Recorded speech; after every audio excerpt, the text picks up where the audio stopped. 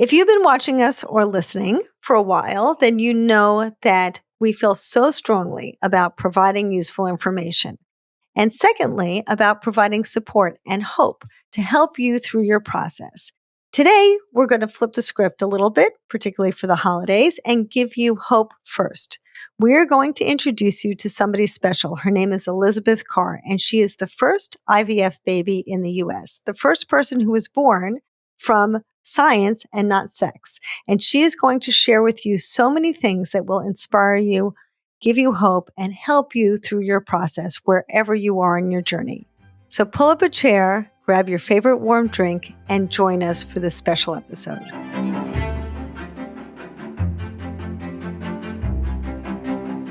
Welcome to the Building Your Family podcast. This is a podcast about donor conception, fertility treatment, surrogacy, and all the ways the modern family is built. My name is Lisa Schumann. I'm your host. I'm an author, a researcher, a therapist, and I'm passionate about helping people find a better path to parenthood. And to that end, today we are going to talk about something special that's going to bring some hope and inspiration to you. In 1981, at 7:46 a.m. on December 28th, a young woman was born.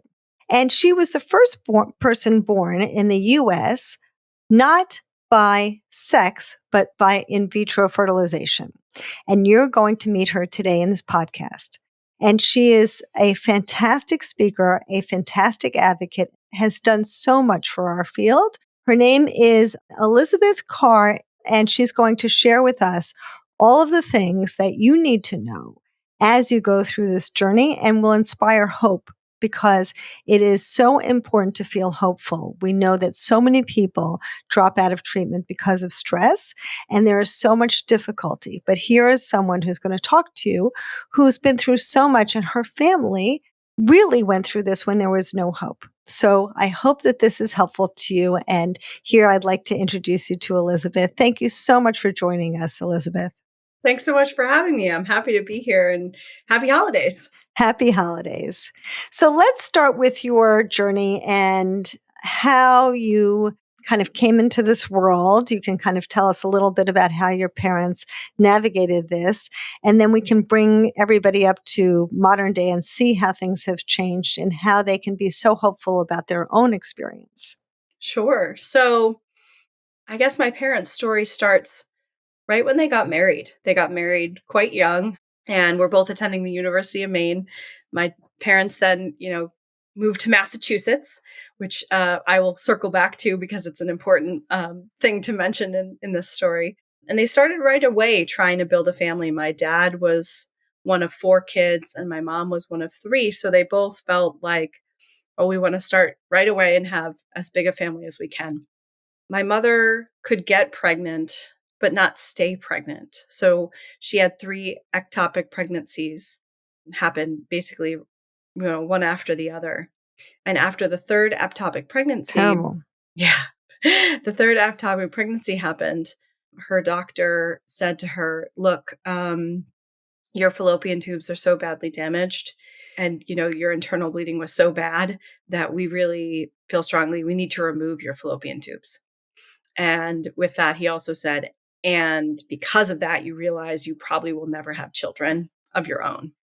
And so she went through and had the surgery. And as she's recovering, her doctor came in and was checking on her and said, I just came back from a conference where I learned about this thing that was successful in England called IVF. And I guess they're starting a program here in the States down in Virginia. Maybe you should apply.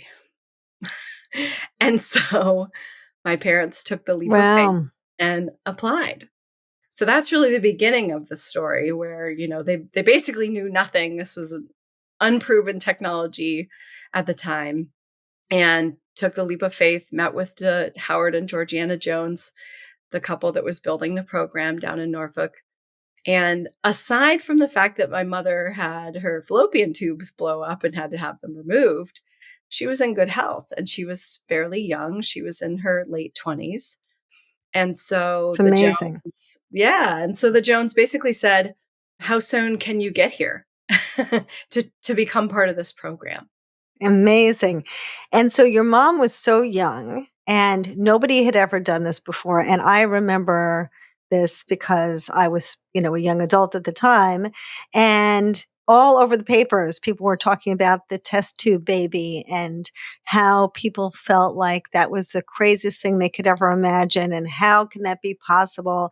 And are you going to be born with two heads or what's going to happen to you? People were so worried about that. So your parents, and I'm just saying this for all of you out there who are thinking about going through your own family building journey, here we're thinking about these people who are young and healthy and they've had to go through loss and suffering and all the sadness, right?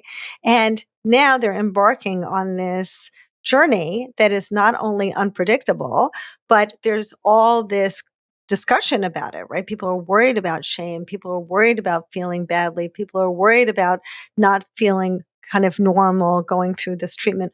Well, here's, the pinnacle of that. The first people who've ever done this who've never heard of this before. So it's That's right. remarkable that they had the courage to apply. Yeah, and not just that, but then layer into that, I mentioned they were living in Massachusetts. Well, this program was being built down in Virginia. Virginia was the only state Hmm. that had to have a public hearing. There were 600 people in the public hearing to be for or against having this clinic. And somehow the for side won. And so they were able to establish this clinic in Norfolk. But that meant that my parents were commuting via airplane down and back from Massachusetts to Virginia to access treatment. And of course, remember, Wow. this was not the IVF of today where you give yourself hormone shots or your partner gives you your hormone shots. Everything was being built from scratch. And so the hormone protocol that my mother went on had never been done before. And her drugs were from Switzerland, shipped from Switzerland. She was flying down, Wow. monitoring for her shots, for her transfer, for her retrieval, you name it. And this was all on their own dime because there was also no insurance coverage. Right. I remember that. Very wild for them to take this on. And, people always ask me like, well, did your mother and father have to go through multiple cycles? And I'm like, I was a fresh transfer, day 3. We didn't even call them cycles back then. It was like they had this one shot. They had enough money to do one attempt. And if it didn't work, they were back to the drawing board. Oh my goodness. How scary it must have been for them and how much pressure they must have felt going through this. That's really intense, right? And I'm sure they were probably feeling like, I'm afraid to tell my family. I'm afraid to tell my friends because people are going to say, you're crazy. You're throwing all your money away. And, this is a long shot and nobody's done this before. Yeah, I mean, my father tells a story of when the doctors found out that my mother actually was pregnant through in vitro. He was actually traveling because they had just done the blood test, but my dad was traveling for work. And he picked up a local newspaper, and the headline on the newspaper said, "Barren woman impregnated." And my dad immediately went, "My God, that's Judy. That's my wife." And so Wow. they were in the press before anyone even knew who they were, taking on this endeavor. There was such a firestorm and media splash, and it was so controversial that the last month of my mother's pregnancy, they actually, relocated temporarily down to Virginia. Wow. There was an entire wing of Norfolk General Hospital where I was born that was blocked off and had armed guards outside of the wing of the hospital. And you had to have certain ID badges and secret code words to get in because it was just such a media circus. Oh my gosh. Oh my gosh. So when we talk about this idea of shame and embarrassment and humiliation and our friends and family not appreciating what we're going through and not understanding it, your parents really had it in spades. To a certain extent, that's right. And I say to a certain extent because their immediate family was very supportive. They had seen how much my Hmm. parents had gone through. And although they didn't quite understand the technology, they all, all the family rallied around my parents, as this really felt like it was their last and potentially only shot to have the family that they wanted. On the flip side, yes, there was such controversy and such a media storm, but my parents really felt strongly that, they couldn't understand the people that were against this idea of IVF and family building, Mm-hmm. because to them, there's nothing more natural and human than wanting to create a family. And it doesn't really matter how you get there or what that looks like. Mm-hmm. But they felt strongly like, if this works, then we want to make sure people know about the technology, because if my mother's doctor had not told her in one sentence about this passing thing he learned about at a conference, she never would have known about it, right? So they felt Right. very strongly, let's make sure that people know who we are, what we look like, our names, and about this technology, and the fact that, we have a normal, healthy baby out of it. So, speaking of which, that makes me wonder, were people worried about you being kind of quote unquote normal? Were people worried that there was going to be some developmental issues or emotional issues or intellectual delays or some other complication as a result of this new technology that nobody really knew about? That was definitely a concern in the media, not so much Mm-hmm.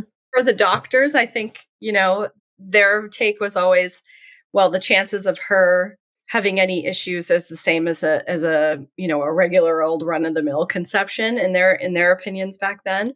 But Mm-hmm. there was some concern because I was so small. So if you know me in real life, I'm only 5 feet tall. But when I was a baby, Mm. that translated to I was born and I was only 5 pounds, 12 ounces. So I was measuring very, very small Tiny. on the ultrasound. Yeah. And so actually, Dr. Jones had a statement that none of us have ever seen, that we basically just understand that it said, it was a sad day, and he kept it in his pocket for the press conference. Luckily, he tore it up and he didn't need that, piece of paper. But Mm. there was a concern that I wouldn't come out, looking like or sounding like everybody else, because we just didn't know the ramifications of this technology. Wow, how scary. So, how do you think your parents dealt with all of this pressure and stress? And, most people, as I said at the top of this program, most people feel stress going through fertility treatment, regardless of how you do it. Yeah. And many people drop out of treatment because of the stress before they can actually have a baby. So Yep. now you're talking about this unbelievable amount of stress. How do you think your parents made it? How did they get through it and persevered in spite of all of this pressure? Yeah. So for them, it came down to two things. One was they just took everything one step at a time. And the other that Mhm. goes hand in hand with that is that, they both have said that actually not knowing everything kind of helped them, because they didn't know, this had never been done before. They had no idea what to expect. They had zero expectations, right? They weren't anticipating for it to work. It was like, if this works, great. If it doesn't, we're kind of where we are currently. So in one way, they I also see. said, it was kind of a benefit that they didn't know, all the information there was to know about this technology, because it didn't give them so much overwhelm, right? Like, you can't worry about the things that you don't know about or don't understand completely. So they were just kind of Mhm. like in the mindset of like, okay, we're going to do what the doctors tell us to do, and we're going to do it to the best of our ability, and if that ends with a healthy baby at the end, then great. That was kind of their mindset. Wow. So, in some ways, and some patients do this already, just naturally, they're kind of managing their expectations, and that really helped them through. Yeah, absolutely. And also, like, they didn't share with a large group of their friends of what they were going through, but they shared with their immediate circle of friends, so that, they did have a somewhat of a support system outside of their family, who knew, why is Judy taking time off from teaching to go fly somewhere, or, whatever. So, Mhm. yeah. I think that's really also very helpful, Elizabeth, because we so often talk about privacy versus secrecy and how everybody has to manage what's right for them. And Yes. we also need to know ourselves. And if we're going to feel stressed because all our relatives are calling us every 5 minutes to say, how did the cycle go? Or have judgments about what we're doing, or feel critical about our path to parenthood, then maybe those are people we shouldn't be talking to, right? Because we do have to get through it, and we have to protect ourselves in order to get through it. Yeah, exactly. I think they were very savvy with, who they shared their story with. And then, they did sit down with the Doctors Jones, who gave them the option to stay private and not share their name with the media or even what they looked like or anything like that. Oh, They felt very strongly like, no, people should know who we are and our story because we're just like everybody else that wants to build a family, and they didn't want it to feel like this secret thing. I think that was, my parents have always strived for there not to be a stigma around IVF as well. And I think that, them deciding to go public had a big impact on it's okay to talk about these things. And we're talking about them on national TV for everybody to hear about. so even if they just told their close friends and family in the beginning, later they decided to tell the public, and then everybody was going to know. But I guess at that point, they probably felt a little bit more secure with the process. Yeah, well, the hospital and my parents did not release any information about them until she was pregnant. And they felt very strongly about Hmm. that because they didn't want to share up until that point. There wasn't really much to share up until that point, right? Like it was all completely experimental. So it was once they found out Hmm. they were pregnant, they said, okay, now we'd like to make sure that people know that this is available. And that makes sense, right? Because they could have received, criticism from religious groups or anybody else who didn't really agree with this process all along the way, which it would have just made it much more difficult for them to pursue it. Right. Exactly. That's amazing. Imagine your beautiful future. You're snuggling with your child. You feel so connected to them. Your friends and family are so happy, and you have everything that you've ever wanted. I want this for you too, but I want more than that. I want you to feel secure knowing that you've made the best decisions, not just short term, but long term for your future family. Wherever you are on your journey, whether you're choosing a donor, choosing a clinic, learning how to talk to your donor conceived child about their origins, all of these decisions will have wider implications for your future. And I want you to have the right resources so you can feel empowered and confident at this very important time in your life. That's why I'm so excited to introduce you to Building Your Family. It's the only expert-guided platform designed for parents and parents-to-be using reproductive medicine. We provide unique strategies that you won't find anywhere else to make your path to parenthood smoother and more informed. And that's why our approach is about offering practical and actionable steps that you can use right now. Whether you're just starting out or already deep into your process, Building Your Family is here to guide you with expert advice, specialized education, stress reduction strategies, and a community to support you every step of the way. We can't wait to see you inside.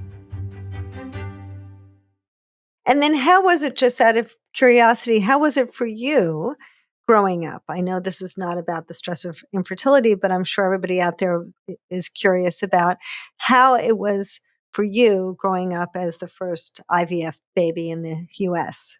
Yeah, it's such a tough question to answer because it's just my life.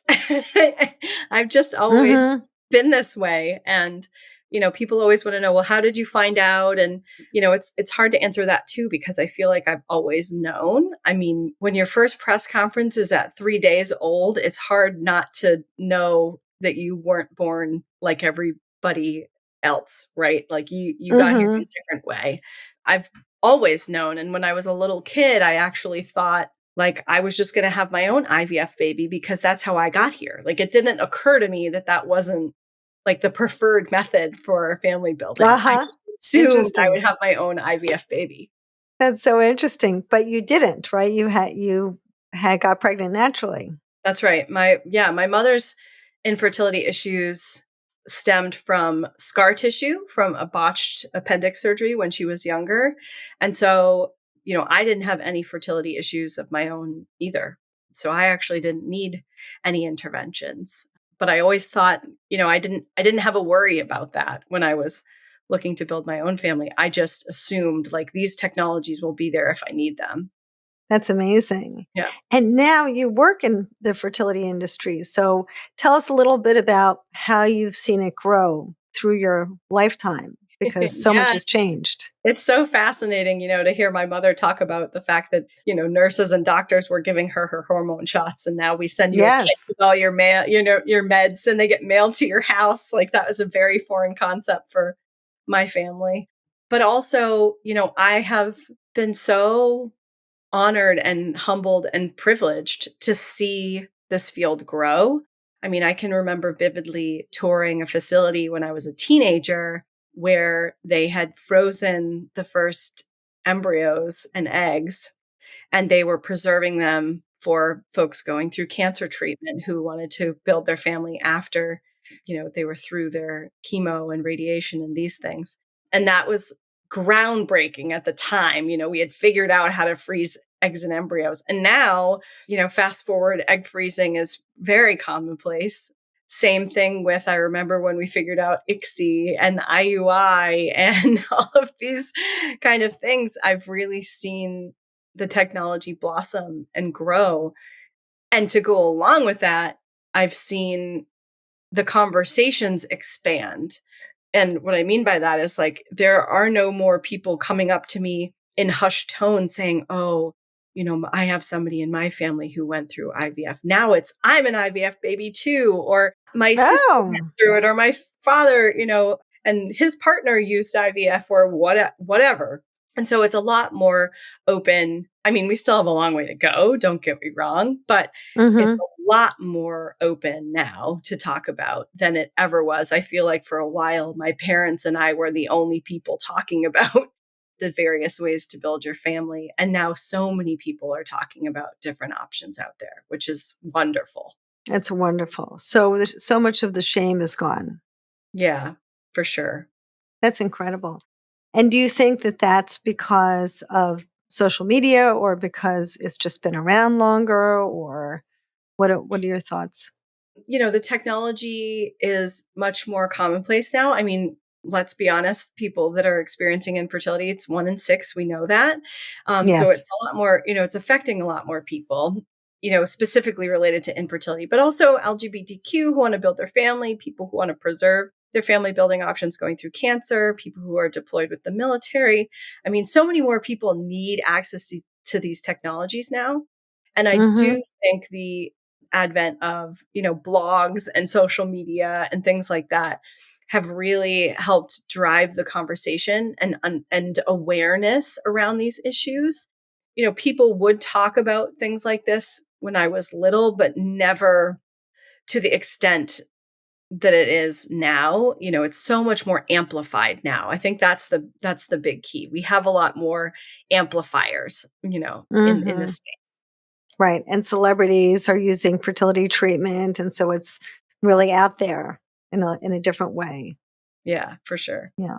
And hopefully, I mean, I would imagine you work with a company that creates PGT tests, right? And so, as these technologies evolve, and we've just seen the first science of a egg being growing outside of the body this week, right? And Yep. so, and maybe when this gets released, everybody will take a look at that. It's really amazing. But hopefully, all of these things that we're seeing in the technology are going to be embraced more and not looked at as quite as scary or foreign, or that there's something wrong with them. And more people hopefully will be accepting.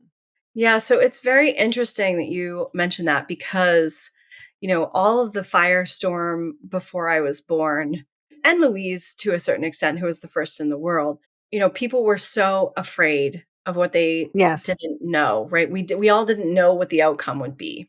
And so even after I was born, some people still didn't agree with me, existing and saying it's playing God and, things like this.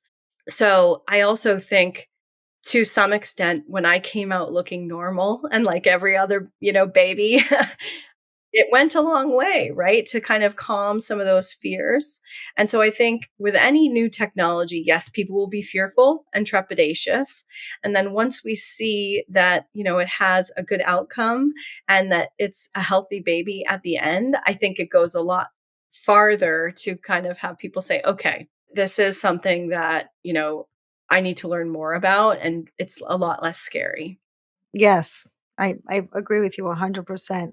And also that people are entitled. I really feel like people are entitled to build the families that they want.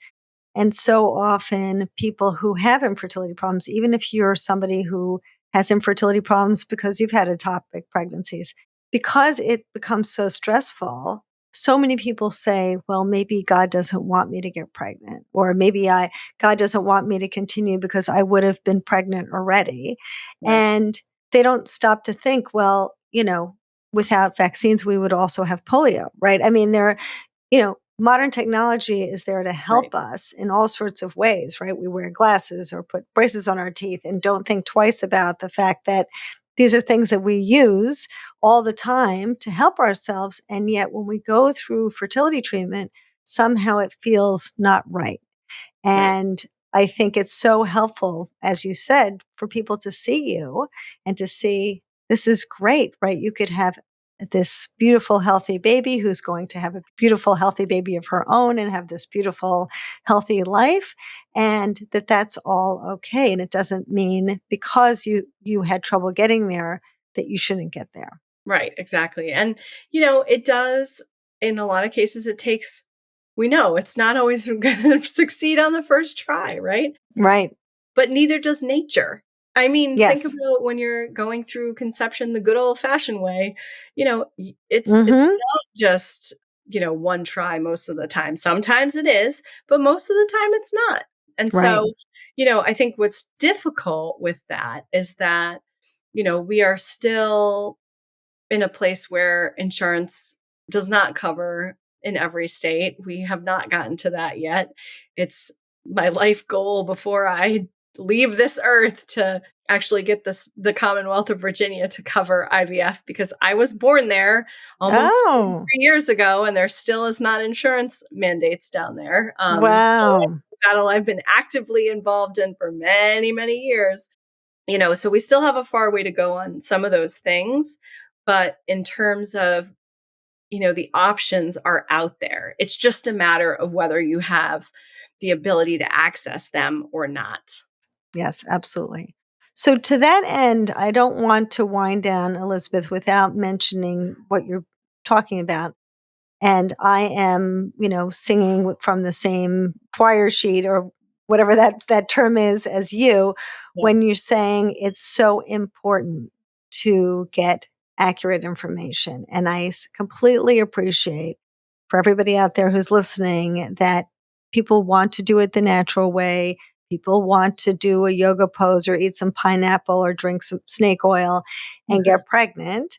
But it's okay to try technology. There's nothing wrong with that. And you need to really think before you're deciding to drink the snake oil or do this yoga pose, what makes sense and get accurate information first. So, what do you have to say about that, Elizabeth?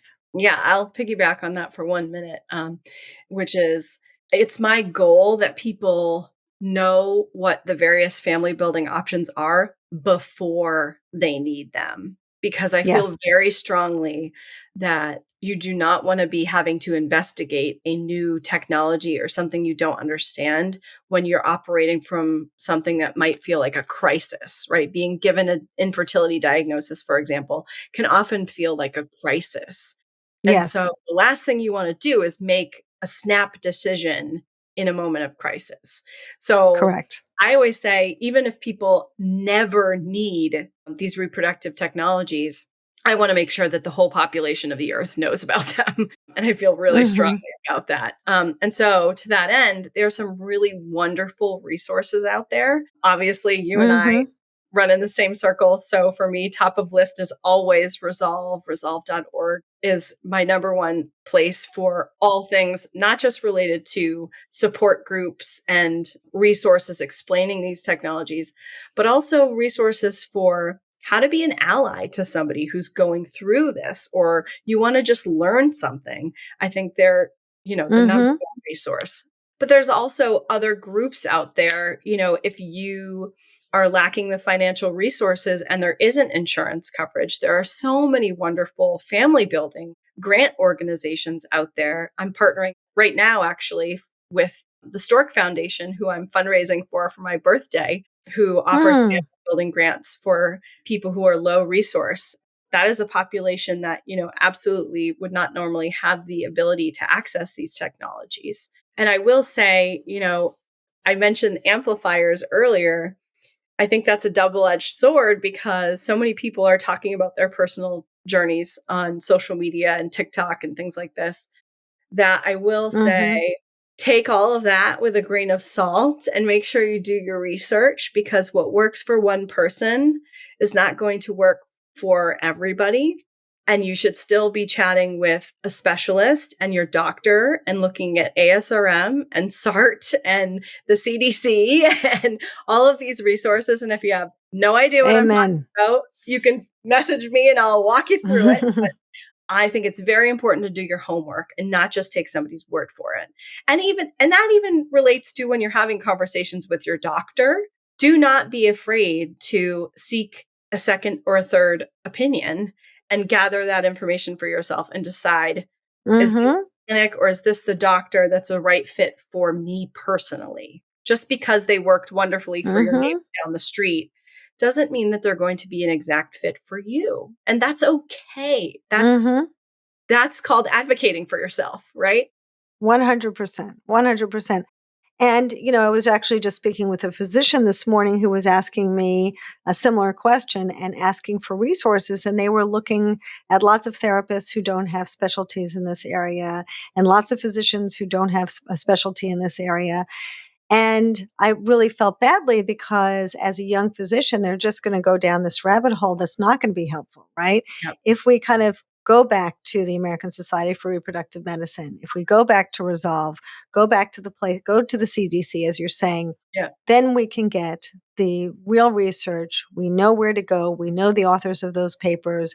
We understand who's publishing the good research and who isn't. And that way we don't get lost, because Dr. Google can be a very scary place. Yes. My pediatrician, right? I'll never forget when I had my son, my pediatrician on our first checkup said, I have one word of advice for you. Google does not have a family. And that was like a light bulb went off for me, right? It's like anything that I needed to know, I needed to then, double and triple check if I was going to go look it up on Google, because, Google didn't have a teething toddler or whatever. So. Right. Yes, of course. And it is so hard when you're vulnerable, as you said, when you're in crisis or when you're vulnerable, you want to believe that this yoga pose or this pineapple is going to change everything for you. Right. But before you do that, you want to spend your time looking at the evidence-based research first. And then if you want to eat the extra pineapple, fine. But make sure you don't waste precious time on things that are not scientifically proven. Yes, absolutely. And I had a friend recently who was going through fertility treatments, and she said, all I could think about was your voice was in the back of my head, because, the conventional advice was, if you're trying, wait a year before you go see a specialist. And I've always been of the opinion, like, if you're having trouble, you should not wait a year. You should get in that office as quickly as possible. And maybe it's as simple as timed intercourse, right? Or maybe it's as simple as, regulating hormones, or maybe you will need something like IVF. But I have always said, if you're having a struggle, do not be afraid to go in before that year, right? And that's kind of like the conventional wisdom. But all these doctors now are also saying, like, I'm so glad patients are not waiting as long, because it's a lot easier to figure out what's going on if we get a head start on it, as opposed to we've already gone down this road for a year. So, not all conventional wisdom that we've heard by word of mouth is actually, good advice either. I think that's important to remember as well. Yes. And, you're a perfect example of that, Elizabeth, because your mom had blocked tubes, right? And no one can look inside their body and see if their tubes are blocked, right? And Right. so we could be trying forever. And even Yeah. if you're, let's say, if you're trying at home and you're a heterosexual couple or you're a single woman or a lesbian couple and you're trying with donor sperm month after month, your tubes might be closed. And then what's going to happen? You're spending money, you're spending time, you're aggravated when you can just find that out early on, and then at least you know. Exactly. Exactly. Yeah. So do Yeah. not be afraid to ask questions early, even if you think it might be nothing. If you have this little tiny piece of doubt, listen to that voice and find somebody who Yes. can help you. I'm with you 100%, Elizabeth. And I'm so glad that you joined us today to come on here and inspire people and give people hope and give people really helpful information. So I'm so happy to see you. And I'm sure I'll see you at lots of other events. But before we close, I want to just make sure that people can reach out to you. If there's any questions, is there an email or a social media handle that you want to provide? Absolutely. And please do not hesitate to reach out. I don't have a team doing this, it's me. So if you're asking a question, you know you're getting me, and I, even though I respond a little bit slowly because I get slammed and inundated, I will respond. And if I don't know the answer to something, I will connect you to somebody who does. So you can find me on Instagram. I'm at ejordan12, or you can go on ejordancarr.com and leave me an email there and I will respond to you. And I love hearing from people. And it's one of my favorite things to be able to connect with people and give them resources and give them, connections to people that can help them. That is so generous of you. I really appreciate all you're doing. And, this was not your mission by no fault of your own, got into this situation. You didn't ask to be born through IVF, and yet you've embraced it and you're an advocate and you support people. And I'm so grateful for that, Elizabeth. Thank you so much. Thank you for all you do to continue the conversation. And hopefully by the time I'm really old, that we will have, access for all, which is really the goal. That would be great. That would be great. Let's all pray for that. And for all of you out there, thank you for coming and thank you for listening to this beautiful episode. And please take advantage of Elizabeth's offer. She is so generous and she's there for all of us. So thank you, Elizabeth, and thank you all for coming. And I will see you next week. Hi, it's Lisa Schumann. I hope that you enjoyed that video and I hope it helped you. And if it did, please give us a thumbs up and subscribe because that's how we keep going. It's really important to us. And if you liked it, you might like this one.